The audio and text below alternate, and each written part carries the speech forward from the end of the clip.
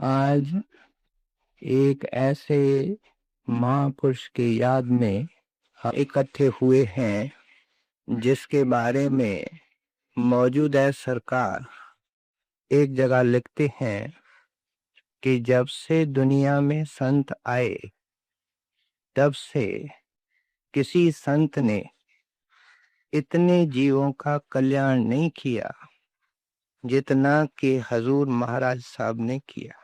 जिसको हम हजूर महाराज साहब कहते हैं उनको हम प्यार से बड़े महाराज जी भी कहते हैं। आमतौर पे संत मत में नाम नहीं लिया जाता है। हम अच्छी तरह सत्संग में जो बहन भाई नियम से आते हैं और डेरे की पुस्तकें पढ़ते हैं उनको बखूबी पता है कि जिस महात्मा की वाणी हमने सुबह को ली थी, उस महात्मा ने श्री बाबा जी महाराज को कितने नाम के खजाने बख्शे थे और ये हुक्म किया था कि जा करके पंजाब में संत मत का प्रचार करो। जब श्री बाबा जी महाराज जो डेरा आज एक आधुनिक बस्ती हो गया है, एक मॉडर्न कॉलोनी हो गया है, उसके अंदर था क्या? एक झोंपड़ी थी, एक कुटिया थी, उसके ऊपर फूस की छत थी, उसमें श्री बाबा जी महाराज रहते थे। ऐसे तो सर्विस के दौरान जब कभी छुट्टी मिलती तो 2-3 दिन बाबा जी अपने घर गांव में घुमाण में जाते और इस जगह जहां डेरा है वहां आकर के भजन बैठते थे। गांव के लोग तो उस एरिया में जाने से डरते थे कि यहाँ सांप है या खूनख्वार जानवर है, यहाँ भूत प्रेत हैं। बाबा जी मुस्कुरा के कहते हैं कोई भी होगा हम प्रेम से गुजारा कर लेंगे। हालत ये थी कि बाबा जी कई दिनों तक लगातार अंदर ध्यान में रहते, ध्यान बाहर आता तो रोटी को जो स्टेशन से ला करके अपने एक कपड़े के अंदर बांध करके पेड़ के साथ लटका देते थे, उसमें से एक रोटी निकाल करके पानी में खिला करके खा के फिर 2-4-5 दिन बैठ जाते। और उन्होंने जब संत मत का प्रचार किया, दीपक जले और पतंग न आवे, ये कभी दुनिया के इतिहास में हुआ नहीं। वो परम पिता की जोत जब किसी परम भगत के अंदर प्रकट होती है तो प्यासे आते हैं, दुखी आते हैं, मालिक के प्यारे आते हैं। बाबा जी के पास लोग आने लगे, 10, 15, 20, फिर धीरे धीरे 50, 100 और श्री बाबा जी महाराज ने अपने जीवन काल में करीब 2500 जीवों को नामदान बख्शा। और क्या फरमाया कि हम तो गुप्त रहे हैं, हमारे बाद जो आएगा कोने कोने के अंदर, गांव गांव के अंदर, शहर शहर के अंदर राधा स्वामी नाम गूंज उठेगा। ये बाबा जी कह के गए थे, जिसकी याद में आज हम इकट्ठे हुए हैं। ये लुधियाने के पास पैदा हुए। कहते हैं जब पैदा हुए तो इनके चेहरे पर रोशनी थी, रोते नहीं थे, डरते नहीं थे। कोई उठाता था तो उठवाना पसंद नहीं करते थे और खाना बिल्कुल मामूली, और शरीर अच्छी तरह बढ़ता जाता है। खेलने लगे। एक दिन खेल रहे थे तो कोई साधु निकले। साधु ने इस बच्चे को टिकटिकी लगा करके देखा और मुस्कुरा के कहते गए कि ये बच्चा आपके काम का नहीं। हजूर कहते थे मैं छोटा था, उस आदमी की ये बात सुनकर के मेरे को बड़ी हैरानी हुई। हजूर कहते थे मैं छोटा था, उस आदमी की ये बात सुनकर के मेरे को बड़ी हैरानी हुई कि ये क्या कहता है। लेकिन जब श्री बाबा जी महाराज से मिलाप हुआ, उनकी कृपा हुई, तो समझ में आया कि वो क्या कहता था। स्कूल में गए, पढ़ने में काफी आगे थे। लुधियाने से आपने हाई स्कूल या मैट्रिक की, फिर वहां से रुड़की कॉलेज के अंदर इंजीनियरिंग पढ़ने गए। लेकिन शुरू से आप किसी से मिलना जुलना पसंद नहीं करते थे। हजूर फरमाया करते थे कि मेरा दादा और मेरा पिता दोनों साधु सेवी थे। इनके पिता तो नौकरी पर रहते थे, फौज में ऑफिसर थे, लेकिन ये छोटे थे तो इनके दादा जो साधु महात्मा आता, उनको उनके साथ ही सत्संग में जाते और फरमाया करते थे हजूर कि हम सत्संगी बाल बच्चों की इतनी सेवा करते हैं, अपना इतना वक्त उनके पढ़ाई लिखाई खाने के ऊपर देते हैं, लेकिन उनके अंदर साधु महात्माओं के संगत करने का स्वभाव नहीं डालते, उनको औरों की सेवा करना नहीं सिखाते। जब हम इतनी उनकी सेवा कर रहे हैं, अमीर का बच्चा है कभी सेवा की नहीं, वो सारी जिंदगी जब सत्संग में भी लगेगा सेवा नहीं करेगा। ये सेवा का गुण बचपन से ही पिता माता जो समझदार होते हैं बच्चों में डालते हैं। बड़े बड़े मैंने देखे हैं अच्छे सूझबूझ वाले सत्संगी छोटे बच्चे को कहते हैं सबको नमस्कार करके आओ। बचपन में ये आदतें डाली जाती हैं। हजूर फरमाया करते थे मेरे अंदर जो साधु महात्माओं का शौक था, खैर बाहर से कुछ भी हो, वो तो किसी बड़े ऊंचे काम के लिए आए थे और हर एक इस काम के लिए नहीं आता। लेकिन आप फरमाया करते थे कि मेरे अंदर जो साधु महात्माओं के सत्संग का शौक हुआ वो मेरे दादे ने पैदा किया। ग्रंथ साहब पढ़ लिया, सारा याद। अब जब रुड़की में थे तो भी दरवाजा बंद। महाराज की कुछ विशेषताएं सुबह की ये थी, खामोश, बहुत कम बोलते थे, 4 अक्षरों में कोई बात कर देते थे। दूसरी, एकांत सेवी थे। जब पढ़ते थे तो भी इनके हॉस्टल के अंदर इनका कमरा, उसका दरवाजा बंद रहता था। तीसरी इनके विशेषता ये थी कि सफाई के बड़े शौकीन थे, बाहर की सफाई अंदर की सफाई। और फिर जो सबसे प्रमुख इनके अंदर गुण था वो साधु महात्मा की तलाश, परमात्मा की प्राप्ति, मनुष्य देह का सच्चा मकसद उसकी पूर्ति। नौकरी में लग गए, मिलिट्री इंजीनियरिंग सर्विस। उन दिनों में अंग्रेजों का राज्य था, सब ऑफिसर अंग्रेज होते थे बड़े बड़े, लेकिन महाराज जी को भी एक ऑफिसर बनाया गया, एसडीओ के पद पर उनको नियुक्त किया गया। और हजूर महाराज ने अपनी सारी सर्विस, 28 साल की जो सर्विस की है, उस सारी सर्विस उस इलाके में की है जो अब पाकिस्तान में आ चुका है। खैरा गली, नथा गली, कोमरी, एबटाबाद, इन जगहों में हजूर ने गवर्नमेंट सर्विस की। अब ये पाकिस्तान में है।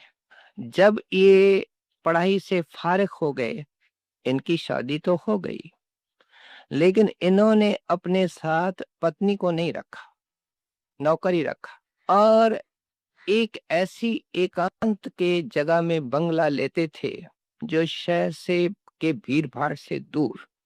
दूसरी विशेषता ये थी कि कोई साधु महात्मा आए, किसी संप्रदाय का, जैनी आते थे, बौद्धि आते थे, मुसलमान दरवेश आते थे, सबको पता था कि यहाँ एक इंजीनियर साहब रहते हैं जिसका दरवाजा सब दरवेशों के लिए, सब साधुओं के लिए खुला रहता है। नौकर को आदेश थे कि खूब सेवा किया करो, और महाराज जी जब नौकरी से फारिग होकर के आते सरकारी काम से, तो उनसे परमार्थ की चर्चा करते। हजूर की कितनी धर्मों के अंदर रुचि थी, क्या क्या उन्होंने पढ़ा, क्या क्या उन्होंने किताबें इकट्ठी की, इसका पता तब चला जब रिटायर करके डेरे के अंदर आए और अपनी पूरी पुस्तकें साथ ले आए। देखने वाला दंग रह जाता था कि ये धार्मिक पुस्तक जो हिंदुस्तान में नहीं मिलती है, कोई किताब इजिप्ट से मंगवाई है, कोई ईरान से मंगवाई है। इतना शौक था। हजूर महाराज जी पश्तू जानते थे, क्योंकि उस इलाके के अंदर पठानों की बोली है पश्तू। उर्दू जानते थे, अंग्रेजी जानते थे, पंजाबी जानते थे। और उन्होंने सब तरह के जितने संप्रदाय होते हैं, उनके साधु अभ्यासी, उनसे परमार्थी चर्चा की, लेकिन शरण किसी की नहीं ली, क्योंकि उनको पता था कि माथा उसके आगे टेकूंगा जो घर में घर दिखाए दे। और कौन सा रास्ता? 5 शब्द का। श्री बाबा जी महाराज ने ये कसौटी लेकर के खोज की थी। 14 साल का बच्चा, और जब तक स्वामी जी महाराज नहीं मिले, किसी के आगे सर नहीं झुकाया। सबसे प्रीत की, इसलिए हजूर महाराज प्रीत सबसे करते रहे, लेकिन किसी से उन्होंने आगे होकर के नाम का भेद या दीक्षा इत्यादि नहीं मांगी।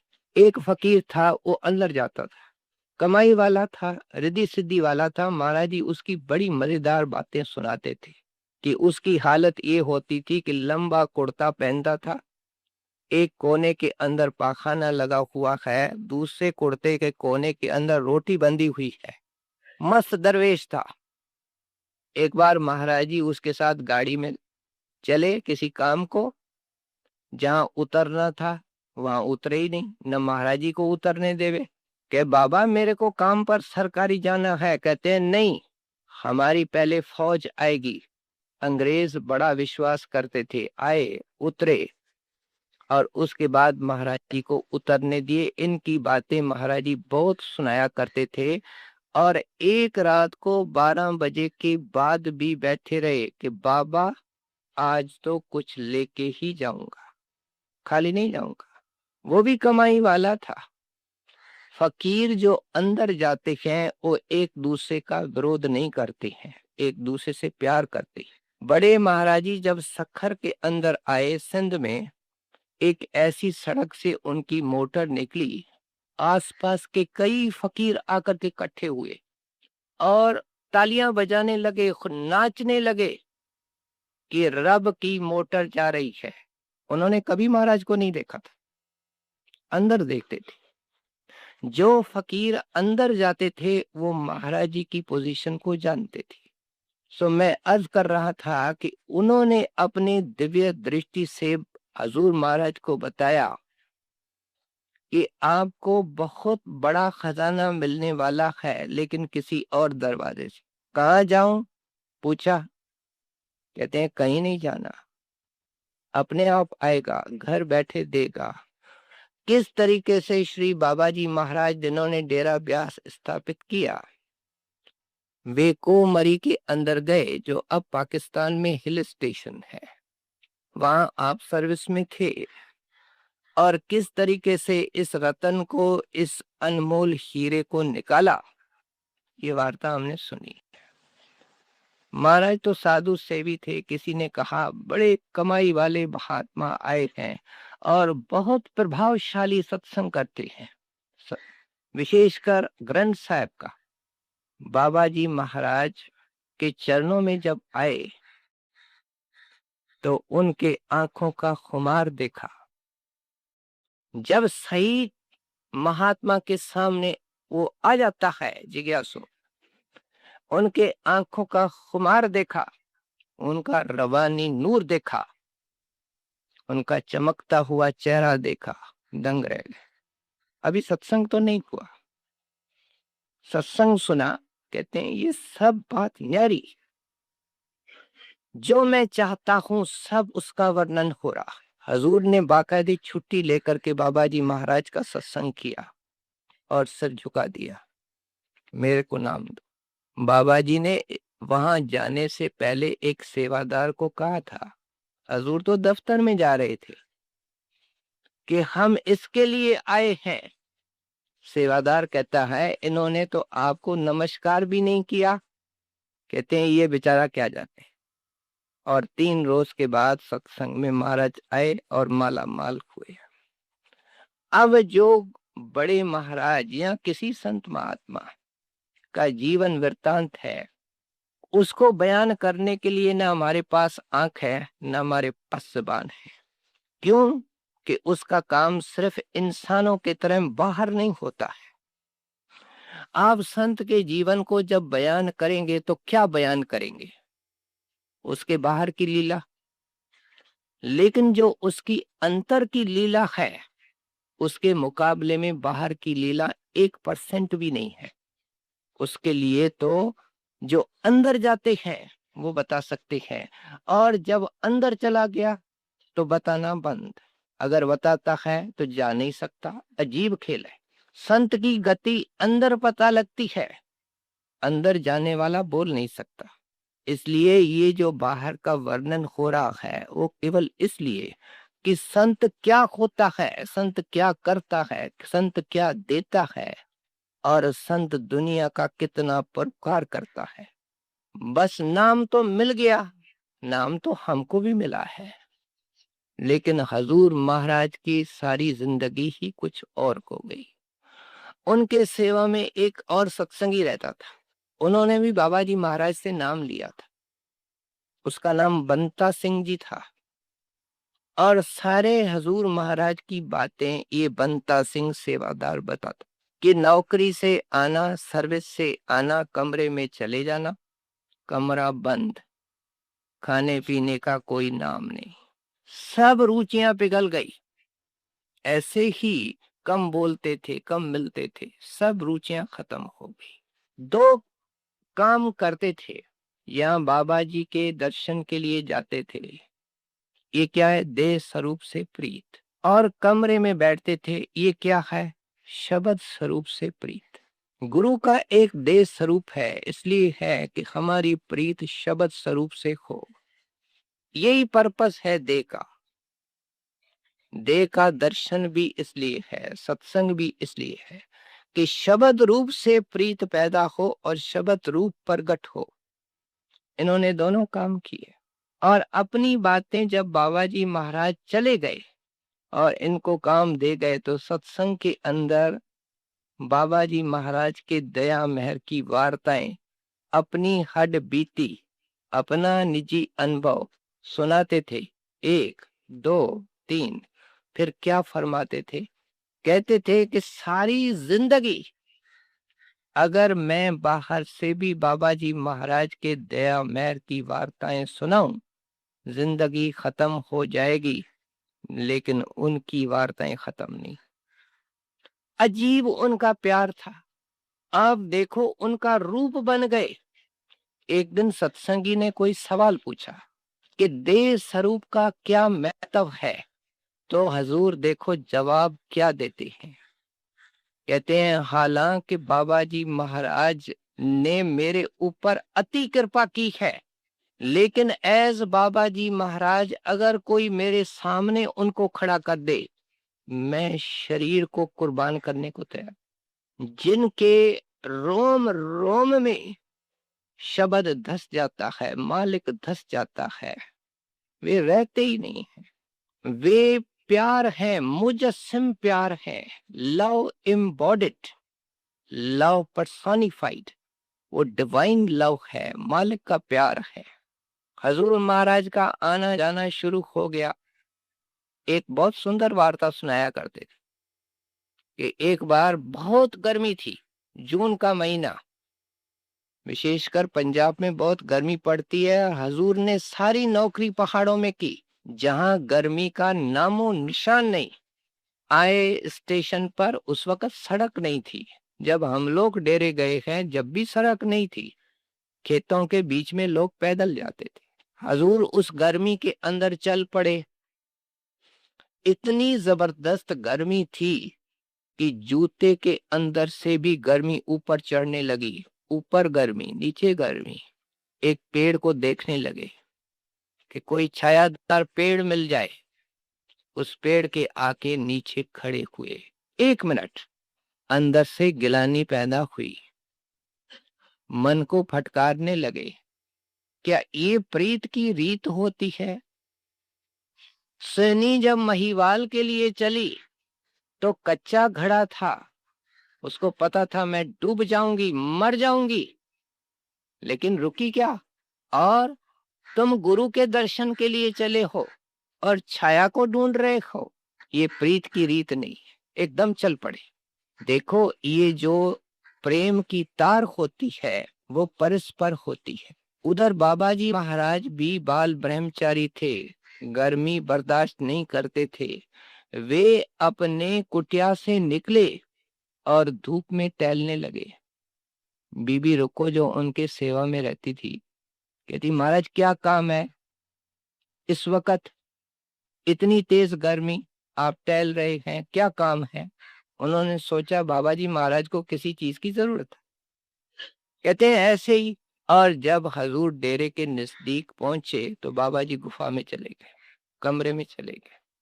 बीबी रुको मिली, कहने लगी कि मुझे पता चल गया कि आप आ रहे हो। महाराज ने कहा, बीबी तू अंतर्यामी हो गई। कहते हैं नहीं, बता कि तेरे को रास्ते में गर्मी लगी। हजूर सोच में पड़ गए। कहते हैं जब पेड़ के बाद मैं चला हूं मेरे को गर्मी नहीं लगी। वो गर्मी भी गुरु ने अपने सिर पर ले ली। ये अजीब मार्ग है। जितना प्यार दो उतना प्यार बढ़ता है, सवाया होता है। जब सेवक गुरु से प्यार करने लगता है तो गुरु भी उसका आशिक बन जाता है। ये अजीब खेल है जो संसार में कहीं नजर नहीं आएगा। ये अजीब रूहानी रिश्ता है। बाबा जी महाराज से प्रीत इतनी थी, बार बार कहते थे, महाराज आप मेरे को काम पर वापस भेज देते हो, मेरे से ये बर्दाश्त नहीं होता, मैं तो आपके चरणों में रहना चाहता हूँ। लेकिन बाबा जी को पता था, एक चिट्ठी में लिखते हैं कि अगर नौकरी छोड़ दी तो पार ब्रह्म से ऊपर नहीं जा सकोगे, क्योंकि दुनिया के लेना देना रह जाएगा। और फिर क्या कहते थे, नौकरी सरकारी नहीं है, नौकरी मेरी नौकरी समझ के करो। एक जगह लिखते हैं कि अफसर बहुत सख्त है। बाबा जी लिखते हैं सख्त, गरम और नरम दोनों अफसर आते हैं, लेकिन तुम नौकरी तो मेरी करते हो। धूप और छाया संसार में है, आते जाते रहेंगे, चिंता न कर। गुरु की नौकरी समझ करके कर, अपने आप को बीच से निकाल दो। आप परमार्थी पत्र पढ़ के देखो, बाबा जी महाराज ने ये जो वाक्य है, अपने आप को बीच से निकाल दो, बीसों अनेकों बार अपने चिट्ठियों में दोहराया, अपने आप को बीच से निकाल दो। क्या आप हैं नहीं, जो कुछ है वो गुरु के निमित्त है, मेरा कुछ नहीं। ये हाल था कि हजूर का सैर तमाशा, बाहर की सैर भी छूट गई। कभी कहते अपने सैस को, क्योंकि पहाड़ों में घोड़ी पे छोटे छोटे घोड़े होते हैं, उन पे जाया करते हैं, आदमी पैदल नहीं चल सकता। और वो घोड़ी लेकर के बाहर खड़ा होता, महाराज जी वाणी का एक दो शब्द पढ़ते। ये बात कई जगह चिट्ठियों में और हिदायतों में आई है कि जब भजन बैठो, एक दो विरह का और प्रेम का शब्द पढ़ करके मन के घाट को ट्यून करके, मन को ट्यून करके फिर भजन बैठो। हजूर ने एक दो शब्द पढ़ना, बस किताब को बंद किया, आंखें बंद की, घोड़े वाला बाहर खड़ा है, घंटा 2 घंटा 3 घंटा 4 घंटा, सैर का या ख्याल तक नहीं है, याद तक नहीं है। मैं अगर इस चीज को विस्तार से वर्णन करूंगा तो पता नहीं कितना समय चाहिए। डेरे की किताबों में हैं, आप उनको गहराई से पढ़े हैं। बाबा जी से इन्होंने देश स्वरूप से भी बहुत प्यार किया। उन्होंने तन से, मन से और धन से सेवा की, इसलिए उनकी सूरत शब्द की सेवा के अंदर कामयाब हो गए। हम सूरत शब्द की सेवा में कामयाब इसलिए नहीं होते कि न तन देने को तैयार हैं, न धन देने को तैयार हैं, न मन देने को तैयार। गुरु को इन चीजों की जरूरत नहीं है। इसको थोड़ा उदारता से विचार करना चाहिए। तन की सेवा तो श्री हजूर महाराज की ये थी कि जब तक डेरे में कुआं नहीं बना था, तो खुद बाबा जी, सत्संगी तो कई थे लेकिन नहीं, किसी को हाथ नहीं लगाने देते थे। इतने बड़े अफसर हो करके नहाने का पानी अलग लाना काफी दूर से, पीने का पानी अलग सिर पे लाना, बाबा जी की हर प्रकार की सेवा करना, यहाँ तक कि जब संगत आती तो लंगर के अंदर भी पानी सिर के ऊपर ले आना संगत के लिए। यहाँ तक कि जब बाबा जी इनको काम देके गए, उसके बाद भी महाराज जी थोड़ा कुछ अरसा सर्विस में रहे, 7 साल। उन दिनों में आते इतनी बड़ी हैसियत के, इतनी बड़ी शक्ति के साहिब होते हुए संगत के लिए फिर भी गागर सिर के ऊपर डाल करके लंगर में डालते थे। देखें महापुरुषों ने किस तरीके से पाया है। ये तन की सेवा, धन की सेवा का एक हाल था कि तनख्वाह बाबा जी के पास, मामूली खर्च आपका था, बाकी बाबा जी के पास। और मैंने सत्संगों में विस्तार से बताया है कि बाबा जी जितना चाहें परमारथ में लगाएं, जितना चाहें उनके घर में देवें। उन्होंने अपना स्वार्थ और परमारथ दोनों अपने गुरुदेव के हवाले की। उस दिन मैं बयान कर रहा था कि घर से चिट्ठियां आई कि ये काम है, और बाबा जी महाराज इनके गांव में गए कि उनको क्यों तकलीफ देते हो, मेरे को बताओ। अजीब रिश्ता है, कौन इसको समझे। एक बार कोई इनके घर के अंदर शादी थी और नई लड़की जो आने वाली थी, बहू आने वाली थी, उसके लिए कोई जेवर या ज्वेलरी की जरूरत थी। तो बाबा जी महाराज हजूर महाराज के पत्नी को, माता जी को लेके अमृतसर गए। कहने लगे उसको मत तकलीफ दो, मैं चलूंगा, इतना बड़ा महापुरुष, आपको जो चीज चाहिए मैं दिलाऊंगा। ये इश्क और प्रेम की कोई सीमा ही नहीं है, इसको तो एवर रिसीडिंग चीज है, जितना ले जाओ उतना कम, जितना ले जाओ उतना कम। ये लिमिटलेस है, इसकी कोई हद नहीं है, कोई सीमा नहीं। और जब उन्होंने बाबा जी महाराज को अर्ज करना कि हजूर यहाँ मैं कुआं बनाऊं, यहाँ मकान बनाऊं, तो हजूर इनको बाबूजी कहते थे। कहते हैं बाबूजी मैं आजाद साधु, तू मेरे को कुएं के साथ, मकान के साथ बांधना चाहता है। कहते हैं महाराज मैं क्या बांधना चाहता हूँ, आप क्या केवल हुक्म चाहिए, मालिक ने सब कुछ दिया है, साथ संगत लाभ उठाएगी।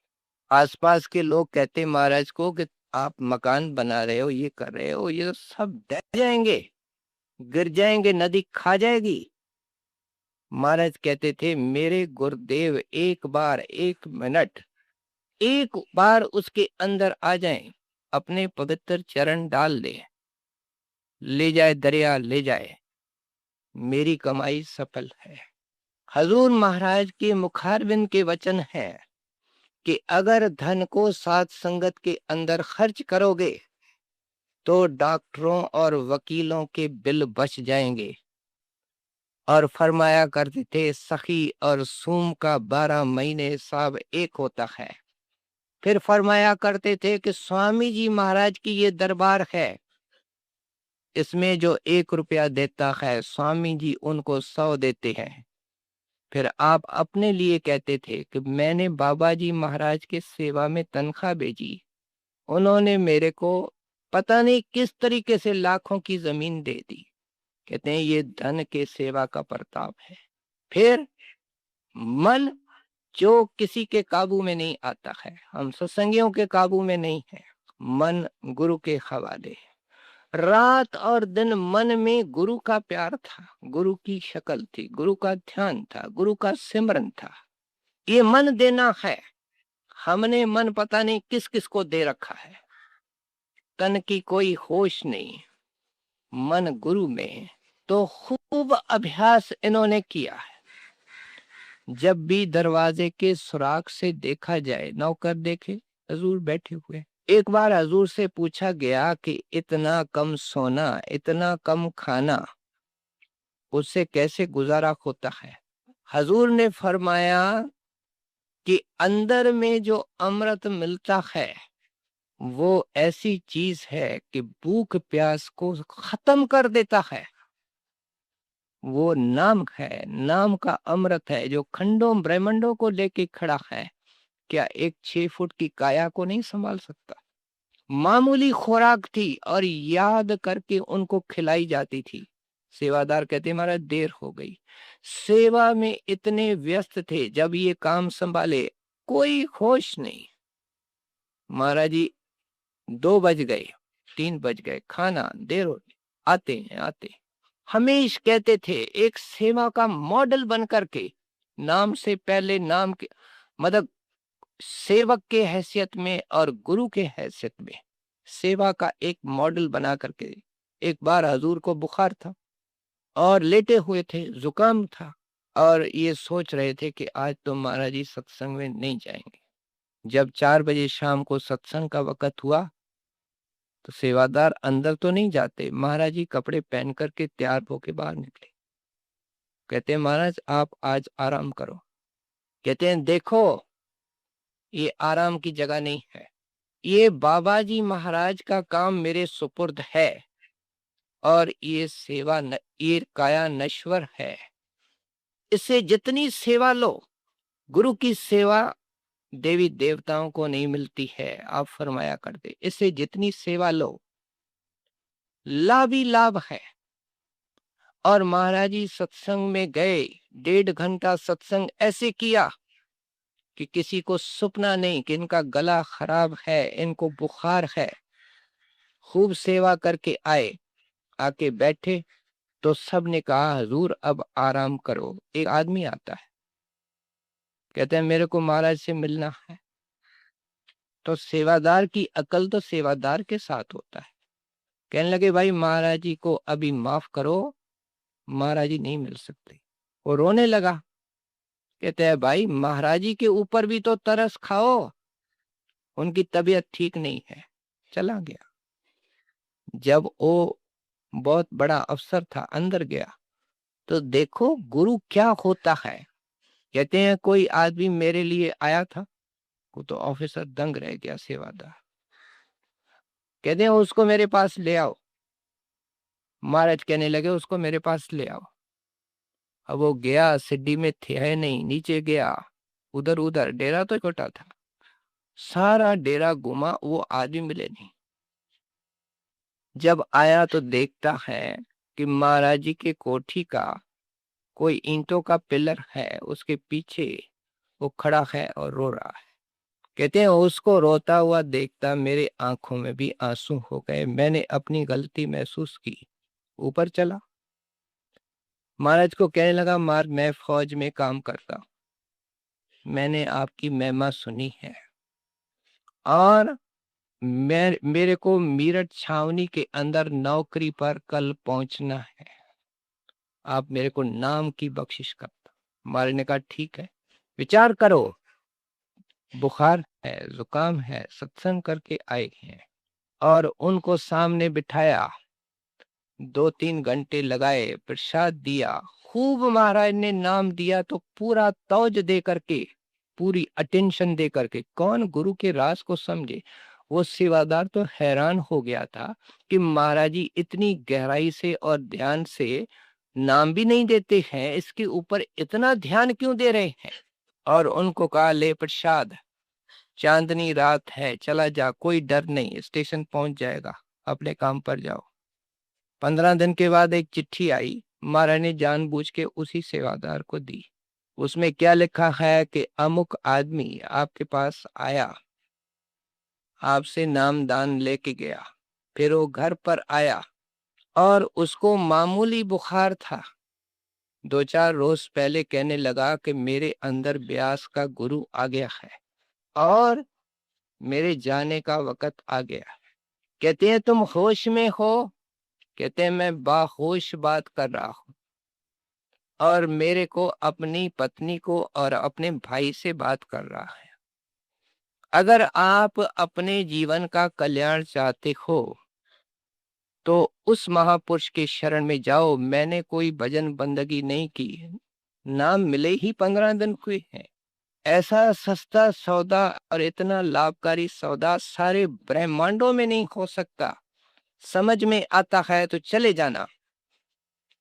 तो उसके भाई ने महाराज को चिट्ठी लिखी थी कि आप कोई तारीख दें जब हमारा काम नामदान का हो सके, हम भी आना चाहते हैं, मेरी भाभी भी आना चाहती। हजूर की मेहनत साध संगत के सेवा का मैं आपको एक नमूना दूं। महाराज जी पहाड़ों में सर्विस करते थे, लेकिन उसके बाद उन्होंने सत्संग का फैलाव भी उधर किया है। आज जितनी पंजाब के अंदर संगतें हैं, जलंधर में, अमृतसर में, कपूरथले में, लुधियाना में, वीकली सत्संग के अंदर 10,000 तक आदमी आते हैं। ये सब के सब ऊपर वाले पंजाब से आए हैं। और बड़े हजूर का सत्संग उस जमाने आदमी देसी घी खाने वाले बड़े मजबूत थे, और डेरे के अंदर तो 1 घंटा भजन बिठाते थे, 2 घंटे सत्संग करते थे। अब आप खुद सोचो, जमाने के अनुसार आज सत्संग हो रहा है। सरदार बहादुर महाराज कहते थे 45 मिनट से ज्यादा सत्संग नहीं होना चाहिए, क्योंकि आदमी का ध्यान इधर उधर फिर भागने लगता है, क्योंकि वो प्रोफेसर थे। हर एक महात्मा का अपना नमूना होता है। महाराज जी ने 2 घंटे ऐब्टाबाद में सुबह को उठ करके सत्संग किया। वहां से मोटर में बैठे, कार के द्वारा रावलपिंडी पहुंचे। कोई सत्संग का प्रोग्राम नहीं, संगत खड़ी। महाराज को आग्रह किया, महाराज ने 2 घंटे वहां सत्संग किया। फिर महाराज जी वहां से चल करके लैलपुर आए, जो 350 मील है रावलपिंडी से। सब इलाके पाकिस्तान में है। 350 मील का कार का सफर करके लैलपुर पहुंचे। वहां उन्होंने शाम को सत्संग किया। फिर उनको रात को रवाना हुए अंधेरे में, और कपूरथला में एक प्रेमी डॉक्टर ईश्वर सिंह रहते थे, उसके लड़की की शादी अनंत कारिज सुबह को जल्दी बहुत होता है, और महाराज को उसके अंदर शामिल होना था। महाराज ने जो लाड और प्यार संगत को दिया, उसका तो कोई नमूना ही संसार में नहीं है। महाराज जी वहां 5 बजे पहुंचे, और वहां से उस अनंत कार्य से फारिग होकर के मोटर में पहुंच करके जलंधर पहुंचे। तो किसी सत्संगी का वो ड्राइवर था, और वो पठान था। कितने मजबूत होते हैं, गोरे होते हैं। उन्होंने 15 रुपए उस सस्ताई के जमाने में, महाराज जहां ठहरे आकर के, उसने उनको 15 रुपए खर्ची दी कि भाई तुमने बड़ी मेहनत की है। वो बेसत्संगी पठान ड्राइवर क्या कहता है? कहता है मैं 30 साल का जवान हूं, मेरा सिर चकरा रहा है, मैं इतना थका हुआ हूं, नींद के बगैर इतना परेशान हो रहा हूं, और ये मोटर से उतरी हैं, फूल के तरह खिल रहे हैं, कोई शरीर में थकान नहीं, ये इंसान नहीं हो सकते, ये इलाही कोई ताकत है। मैं हैरान हूं कैसे इस उम्र के अंदर, महाराज जी की उम्र 80 साल की थी उस वक्त, ये महाराज ने मेहनतें करके हिंदुस्तान के कोने कोने के अंदर सत्संग फैलाया। उस जमाने के अंदर जब सख्त विरोध होता था, लाउड स्पीकर की तारें काट जाते थे, पता नहीं क्या क्या विरोध होता था, मैं बयान ही नहीं करना चाहता, लेकिन जितना विरोध करना था होता। महाराज जी कराची गए, मैं गया हूं उस वक्त। दीवान साहब के लड़की की शादी की तारीख दे दी। दीवान साहब ने कहा महाराज सत्संग? कहता है भाई देखो, मैं तो शादी में आ रहा हूं, मेरे को फुर्सत कहाँ मिलेगी। अब गुरु के आगे कौन बोले, लेकिन फिर भी उसने पंडाल वगैरह का बंदोबस्त कर दिया।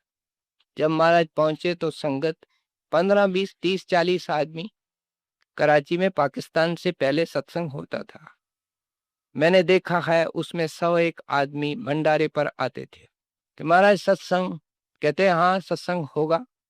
दीवान साहब जिसके लड़की की शादी पर आए, उसका दिल बहुत मायूस हो गया कि महाराज बैठेंगे, सुनेगा कौन?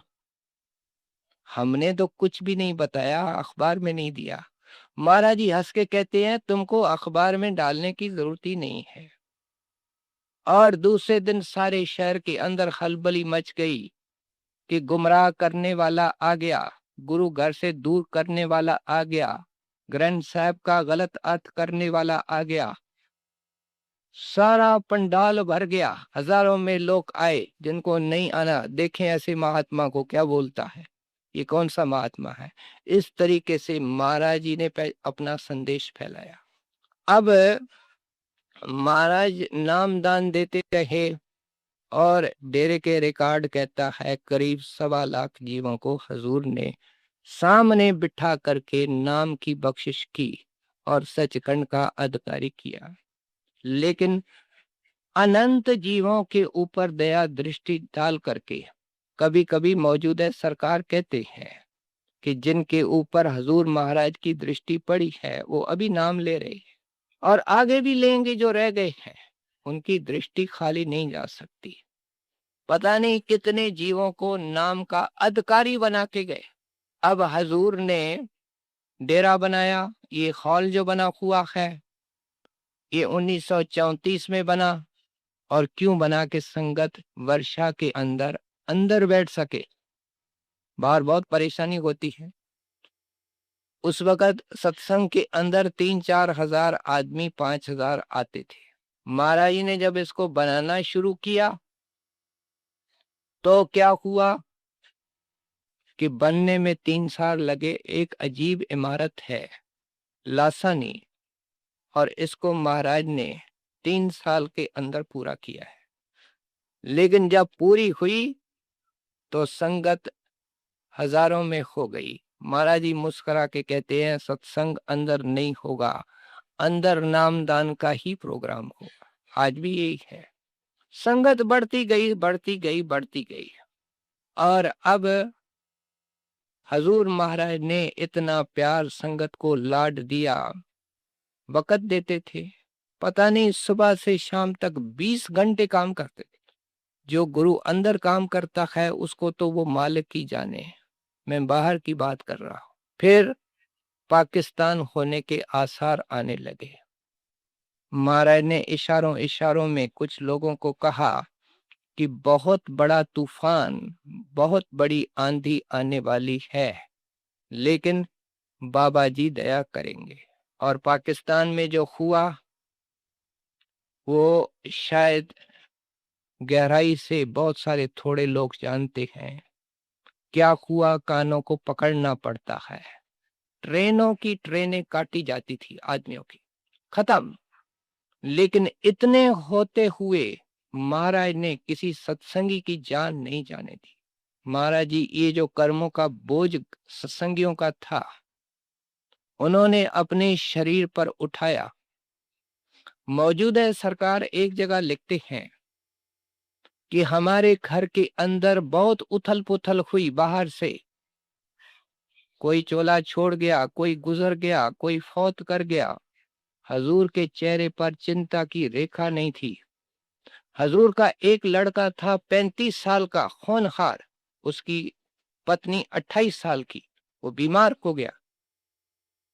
महाराज उनको सरसे से लेकर के ब्यास स्टेशन पर आए और देखा कि ये तो चलने वाला है। मन में क्या ख्याल आता है, कहते हैं अगर डेरे ले गया तो बीबी रुक को बड़ी जिद करेगी कि जैसे भी हो इसको जीवन दान दो। इसलिए महाराज ने क्या किया कि रास्ते के अंदर ही उसके चारपाई को एक पेड़ के नीचे रखवा दिया, कहीं बीवी ये न कहे। साहिब के रजा के अंदर राजी रहने वाले ये कमाल के फकीर होते, दरवेश होते। जब उन चारपाई को रखा तो हजूर का लड़का कहता है कि बाबा जी आ गए और कहते हैं चलो। कहते हैं मेरी खुशी से छुट्टी है। होनहार जवान लड़का हो, अभी शादी की है, एक बच्चा। हजूर कहते हैं मैंने उनके चेहरे पर कभी चिंता नहीं देखी, लेकिन जब पाकिस्तान से उजड़ करके लोग आए, हजूर की तबीयत कुछ ऐसी ही थी। छत पे खड़े होकर के जब उस शरणार्थियों को देखते थे तो हजूर की आंखें गीली हो जाती। फरमाते थे कि मैं इनकी तकलीफ बर्दाश्त नहीं कर सकता। ये माखन की तरह मुलायम संत होते हैं। हजूर ने इतने करम संगत के उठाए पाकिस्तान में जिसका कोई अंत नहीं, जैसे बाप बच्चों की संभाल करता है। एक घर के अंदर प्रकट हो गए, मुसलमान चारों ओर थे। कहते हैं देखो जल्दी करो, भागो, निकलो घर से। कहे महाराज निकलने का कोई रास्ता नहीं। कहते हैं पीछे को सीढ़ी लगी हुई है। महाराज सीढ़ी नहीं है, देखो तो सही, सीढ़ी लगी हुई है। सीढ़ी के ऊपर चढ़े घर वाले, कोई आदमी नहीं, बच्चे और औरत निकले। महाराज बाहर खड़े हैं। कहते हैं देखो सामने बस आ रही है, उसमें बैठो। ये रावलपिंडी जा रही है और राजा राम का सत्संग घर है, उसमें जाके विश्राम करना, वहां से कोई मदद मिलेगी, डेरे ब्यास आ जाना। ऐसी बेअंत साखियां एक घर के अंदर महाराज जी प्रकट हो गए। कहते हैं वो लोग आ रहे हैं, जल्दी से अपनी ट्रंकें खोल दो। और महाराज ने उधर उधर देखा, एक कोई कोना था जिसमें जानवरों का घास पड़ा था। कहते हैं सब के सब इसके नीचे छुप जाओ 5 मिनट के अंदर, और घर का दरवाजा खोल दो। घर का दरवाजा खोल दिया। वो लोग आए और उन्होंने देखा पेटियां खुली हुई हैं, सामान लेके गए। कहते हैं पाजी भाग गए। और जब वो चले गए तो मारे ने कहा कि इधर से बस मिलेगी, उसको पकड़ो, धीरे धीरे डेरे पहुंच जाओगे। महाराज ने डेरे के अंदर अनाज इकट्ठा करना शुरू किया। भंडारी को कुछ पता नहीं। भंडारी कहे महाराज इतना अनाज कीड़ा लग जाएगा। महाराज कहते हैं भाई काम में आएगा। संत खोल करके, ये संत मत बड़ा ऊंचा मत है, कुछ नहीं। और 50,000 संगत आकर के डेरे में इकट्ठी हुई, 3 महीने रही। हजूर ने प्यार से वहां अपने पास रखा। जाते वक्त वो उजड़ के आए थे, जान का नुकसान नहीं हुआ, लेकिन माल का बेअंत नुकसान हुआ। सारी जायदादें रह गई, किराए भाड़े दिए। कहाँ जाएं, इस शहर में जाओ, मकान मिलेगा, दुकान मिलेगा।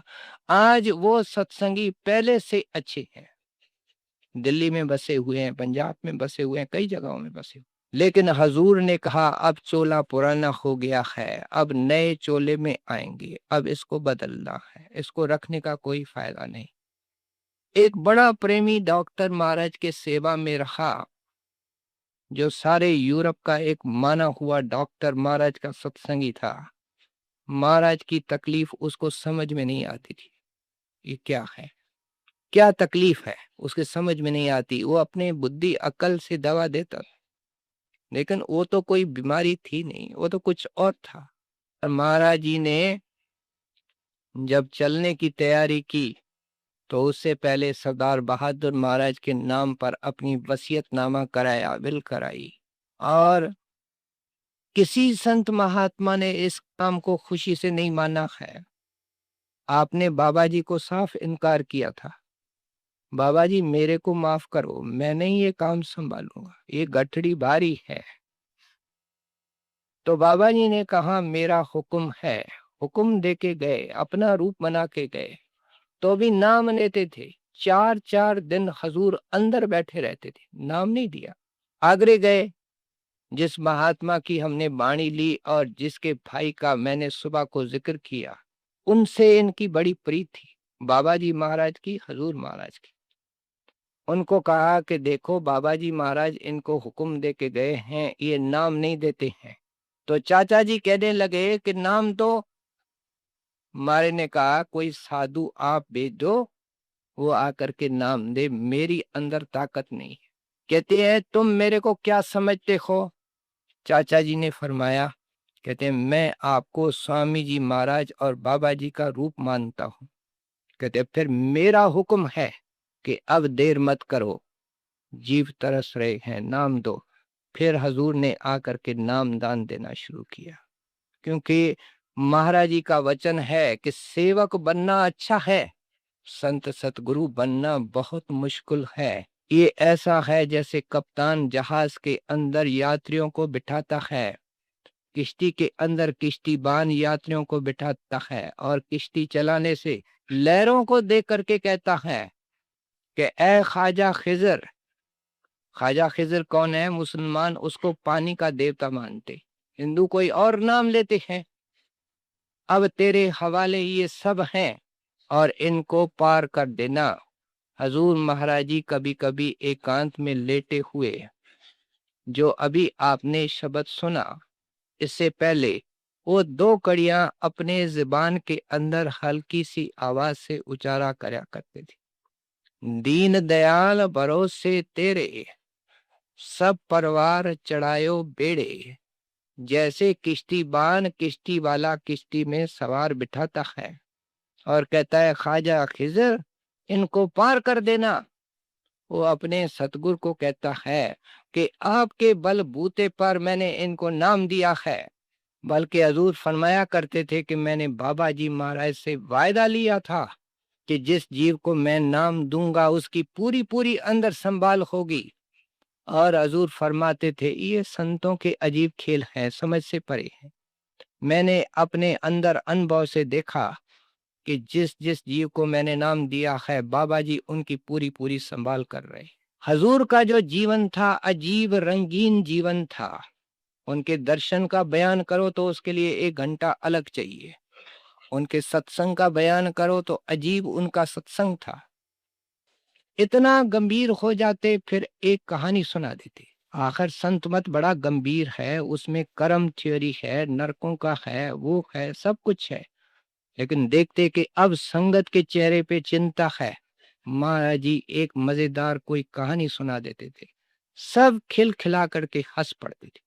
जैसे बाप बच्चों को रखता है उस तरीके से इन्होंने लाड और प्यार से संगत को रखा 35 साल। और फिर 2 अप्रैल को वो अपने परलोक को सिधारे और सरदार बहादुर महाराज को काम दे के गए, उन्होंने मौजूदा सरकार को काम दे के गए। मैं सुबह को भी अर्ज कर चुका हूँ, बीज लगाया स्वामी जी महाराज ने, उसको बढ़ाया बाबा जी महाराज ने, बढ़ाया मौजूदा हजूर महाराज ने, बढ़ता जा रहा है। वृक्ष बड़ा होता है, फैल रहा है, छाया ही छाया, अनेक जीव छाया में बैठ रहे हैं, लाभ उठा रहे हैं, शांति उठा रहे हैं। मैं इसके साथ ही इस विषय को समाप्त करना चाहता हूँ।